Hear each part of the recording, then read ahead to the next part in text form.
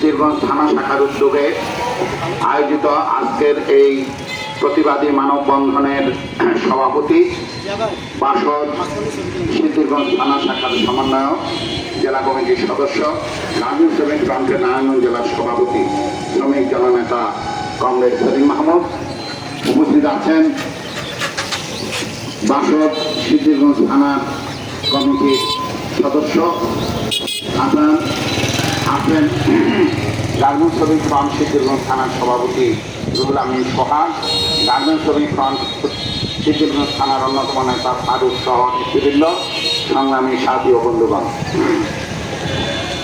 আপনারা ইতিমধ্যে শুনেছেন আমরা বর্তমান যে অন্তর্বর্তীকালীন সরকার আছে সেই সরকারের উদ্দেশ্যে কিছু কথা বলার জন্য আমরা এই বাস স্ট্যান্ডের এখানে সমবেত হয়েছি।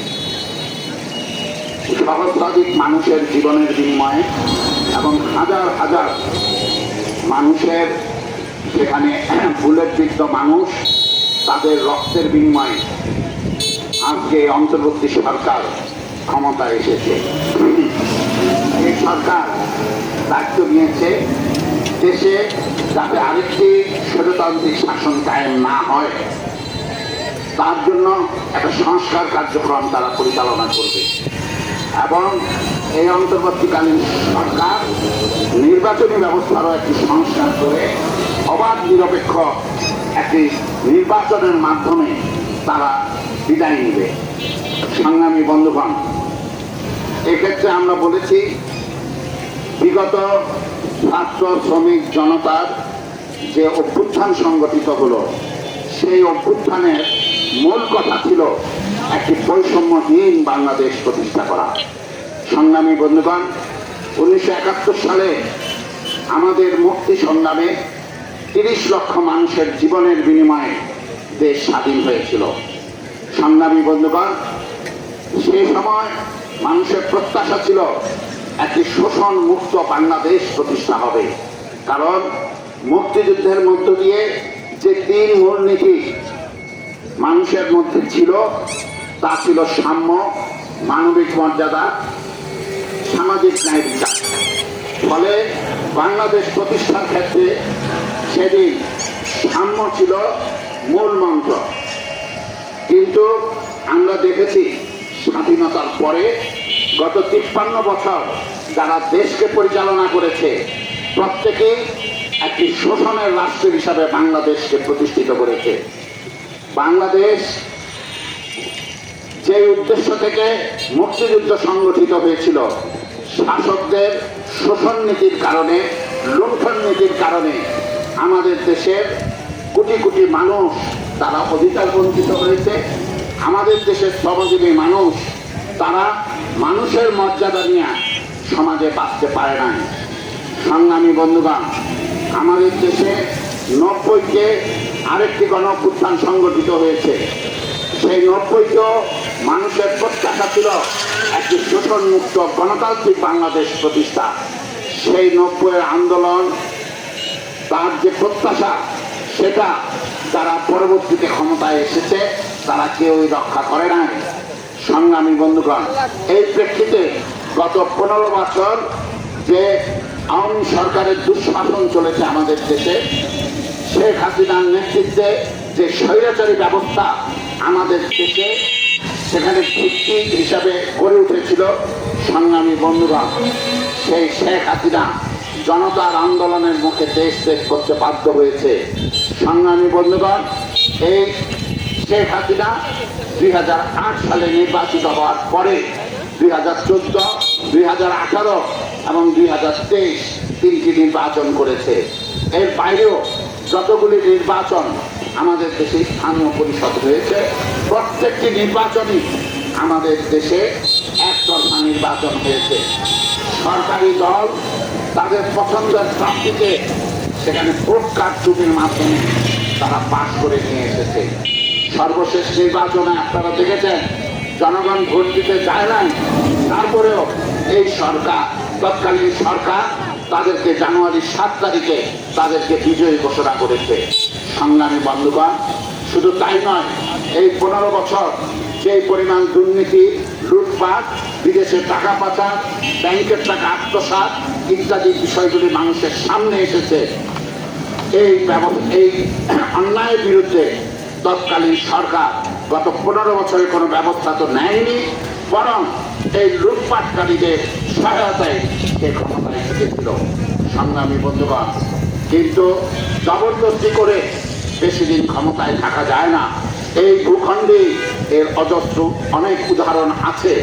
সংগ্রামী বন্ধুগণ, স্বাধীনতার পূর্বে আইয়ুব শাহী জনগণের আন্দোলনের মুখে 1969 সালে বিতাড়িত হয়েছিল। 90-তে এরশাদ সৈয়দা তিনিও জনগণের অভ্যুত্থানের মধ্য দিয়ে বিতাড়িত হয়েছে। সর্বশেষ এই শেখ হাসিনা, তিনি যে জবরদস্তি শাসন প্রতিষ্ঠা করেছিলেন, তাকেও দেশ ছেড়ে পালাতে তিনিও দেশ ছেড়ে পালাতে বাধ্য হয়েছেন।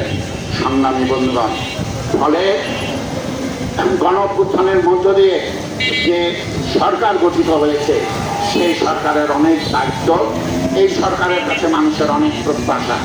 সংগ্রামী বন্ধুগণ, এক্ষেত্রে আমরা বলেছি এই সরকার যে কার্যক্রমগুলি পরিচালনা করবেন তার মধ্যে অগ্রাধিকার দেওয়া দরকার দ্রব্যমূল্য নিয়ন্ত্রণ। সংগ্রামী বন্ধুগণ, গত 15 বছরে আমাদের দেশে নিত্য পণ্যের ক্ষেত্রে সিন্ডিকেট গঠন করে জনগণের পকেট থেকে হাজার হাজার কোটি টাকা এই সমস্ত সিন্ডিকেট ব্যবসায়ীরা তারা নিয়ে নিয়েছে। জিনিসপত্রের দাম আকাশচুম্বী হয়েছে। আমাদের দেশের শ্রমজীবী মানুষ, সাধারণ মানুষ, তাদের ক্রয় ক্ষমতার বাইরে প্রত্যেকটা নিত্য পণ্যের দাম। সংগ্রামী বন্ধুগণ, আজকে গরিব মানুষ যে সমস্ত খাবার খেত সেগুলি খাওয়াও তাদের পক্ষে সম্ভব হচ্ছে না। আজকে মুরগির দাম বেশি, যে পোলট্রি মুরগি শ্রমিকেরা মাসে 1 দিন 2 দিন হয়তো খেত, এখন সেটা কিনারও তার ক্ষমতা নেই। শ্রমজীবী মানুষের সর্বশেষ অবলম্বন যে ডিম, সেই ডিমের দামও এখন অনেক বেশি। সংগ্রামী বন্ধুগণ, চাল, ডাল, তেল, এমনকি সবজির বাজার, সেই সবজির বাজারেও সবজির দাম মানুষের নাগালের বাইরে। প্রত্যেকটা নিত্য পণ্যের দাম যখন মানুষের নাগালের বাইরে, তখন সে বিগত সরকারের সময় এই মানুষ তার খাদ্য তালিকা থেকে খাবার কমিয়ে দিয়েছে। 3 বেলার জায়গায় সে 2 বেলা খেয়েছে। সে কোন রকম 2 বেলা বা কোনো 1 বেলা 2 মুঠো ভাত মুখে তুলেছে, অন্য কিছু কেনার মতো সুযোগ তার বহু আগে হাত ছাড়া হয়ে গেছে। ফলে মানুষের প্রত্যাশা অন্তর্বর্তীকালীন সরকার তাদের কার্যসূচি তার সর্বাধিক গুরুত্ব দিবে নিত্য পণ্যের দাম কমাতে, কিন্তু সেক্ষেত্রে আমরা কার্যকর পদক্ষেপ নেব। আমরা এই সমাবেশ থেকে দাবি জানাতে চাই, যে সমস্ত সিন্ডিকেট নিত্য পণ্যের দাম বৃদ্ধির জন্য দায়ী, সেই সমস্ত সিন্ডিকেটের বিরুদ্ধে অবিলম্বে ব্যবস্থা নেওয়া হোক। বিগত সরকারের সময় সেই সিন্ডিকেট ব্যবসায়ীদের নাম এসেছে। সরকারের শর্ত ছায় তারা জিনিসপত্রের দাম বাড়িয়েছে। এখন সেই সরকার নাই, এই সরকার এখন উচ্ছেদ হয়েছে, এই সরকার দেশ থেকে পালিয়েছে। ফলে এই অন্তর্বর্তীকালীন সরকারের সেই সমস্ত সিন্ডিকেট ব্যবসায়ীদের অবিলম্বে গ্রেফতার করতে হবে এবং বাজার মনিটরিংয়ের মাধ্যমে জিনিসপত্রের দাম সেখানে মানুষের নাগালের মধ্যে নিয়ে আসার জন্য কার্যকর পদক্ষেপ নিতে হবে। সংগ্রামী বন্ধুগণ, এই সাথে আমরা আরো কিছু কথা বলেছি যে বিগত ছাত্র শ্রমিক জনতার অভ্যুত্থানে সহস্রাধিক মানুষ গুলিবিদ্ধ হয়ে মারা গেছে। সংগ্রামী বন্ধুগণ, সেখানে এই হত্যাকাণ্ডের জন্য যারা দায়ী তাদের বিরুদ্ধে ব্যবস্থা নিতে হবে। সংগ্রামী বন্ধুগণ, বিগত সময়ে 15 বছরের দুঃশাসন এবং সর্বশেষ যে অভ্যুত্থানের সময় নির্বিচারে মানুষ হত্যা, এর জন্য প্রধানত দায়ী তৎকালীন সরকারের প্রধান শেখ হাসিনা। সংগ্রামী বন্ধুগণ, শেখ হাসিনা আজকে পালিয়ে ভারতে অবস্থান করছে। এই স্বৈরাচারী ব্যবস্থার জন্য বিচার কার্য সম্পন্ন করতে হলে, হত্যাকাণ্ডের বিচার সম্পন্ন করতে হলে এই স্বৈরাচারী ব্যবস্থার মাথা যারা ছিল তাদেরকে দৃষ্টান্তমূলক শাস্তি দিতে হবে। আমরা অনেকেরই কথা শুনি তারা নাকি দেশ থেকে পালিয়েছে। বর্তমান সরকারকে তার কূটনীতির মাধ্যমে যারা বিদেশে পালিয়েছে তাদেরকে দেশে ফিরিয়ে আনতে হবে। শেখ হাসিনা সহ যারা বিগত সরকারের মন্ত্রিসভায় থেকে বিগত সরকারের সময় সংসদ সদস্য হয়ে বা বিভিন্ন চেয়ারম্যান মেম্বার হয়ে জনগণের উপর শাসন চালিয়েছে, তাদেরকে আইনের আওতায় আনার জন্য দ্রুত কার্যকর পদক্ষেপ নিতে হবে। সংগ্রামী বন্ধুগণ, আমরা সেই বিচারের কাজের ক্ষেত্রেও দেখছি অনেক ভিড় লয়। সংগ্রামী বন্ধুগণ, এ বিষয়ে দ্রুত পদক্ষেপ না নিলে সরকারের যে আপত্তি, বিগত গণঅভ্যুত্থানে মানুষের যে প্রত্যাশা, সেটা ভেঙে পড়বে। সংগ্রামী বন্ধুগণ, আমরা এবার গণঅভ্যুত্থানের পরে আরেকটি জিনিস লক্ষ্য করেছি, কারণ আমরা দেখেছি যে গণঅভ্যুত্থানে মানুষের যে প্রত্যাশা সেটা ছিল একটা স্বৈরাচারী ব্যবস্থা উচ্ছেদ হয়েছে, আর যেন কোনো স্বৈরাচার আমাদের দেশে প্রতিষ্ঠিত না হয়। যে দুর্নীতি, লুটপাট, দখলদারিত্ব, মানুষ হত্যার মাধ্যমে বিগত সরকার ক্ষমতায় টিকেছিল, সেই ব্যবস্থা আর জনগণ দেখতে চায় না। কিন্তু গণঅভ্যুত্থানের পরে আমরা দেখলাম একটি গোষ্ঠী তারা পরিকল্পিতভাবে সেখানে বিভিন্ন জায়গা, বিভিন্ন মার্কেট, বিভিন্ন প্রতিষ্ঠান তারা দখলদারিত্ব চালিয়েছে।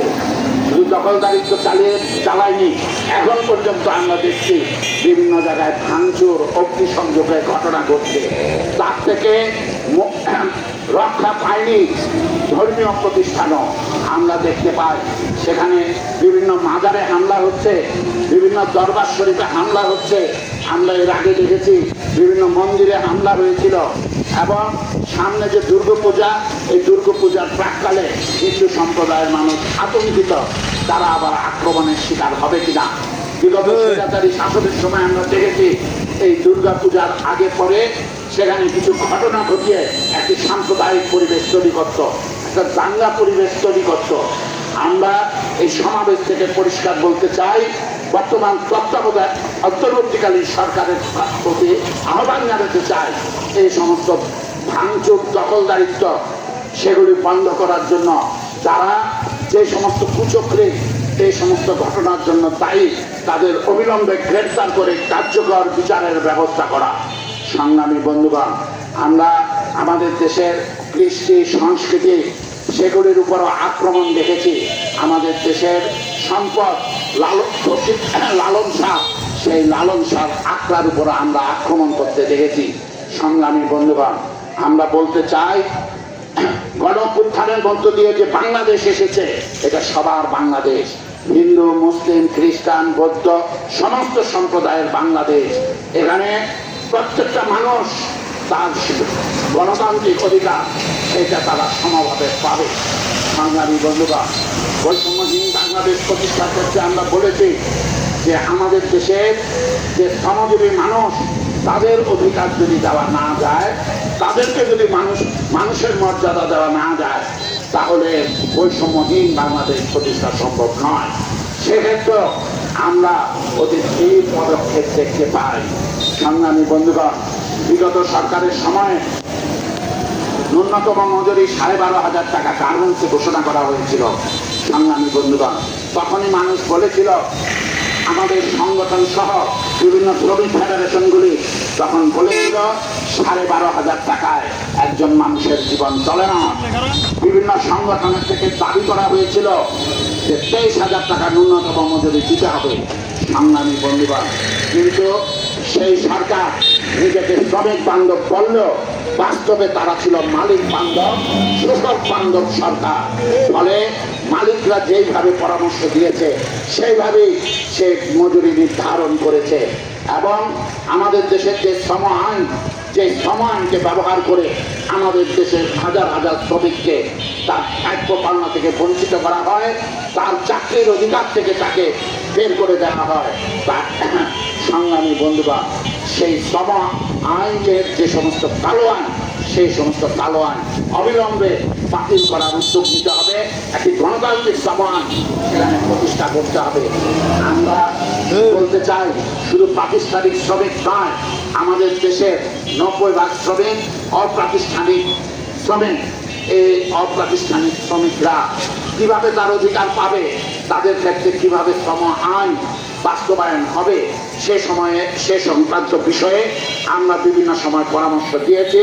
আমরা লিখিতভাবে বিগত সরকারের সময় শ্রম মন্ত্রণালয়ে সেগুলি আমরা জানিয়েছি, কিন্তু বরাবরই বিগত 15 বছরে যে স্বৈরাচারী শাসন তখন শ্রমিকরা উপেক্ষিত আমরা দেখেছি। ফলে মানুষের রক্তের বিনিময়ে, জীবনের বিনিময়ে যে অন্তর্বর্তীকালীন সরকার প্রতিষ্ঠা হয়েছে, তাদেরকে শ্রমিকদের অধিকার প্রতিষ্ঠার ক্ষেত্রেও সেখানে গুরুত্বপূর্ণ ভূমিকা নিতে হবে। সংগ্রামী বন্ধুগণ, সেই সমস্ত বিষয়ে এখনো উদ্যোগ নেওয়া হয় নাই।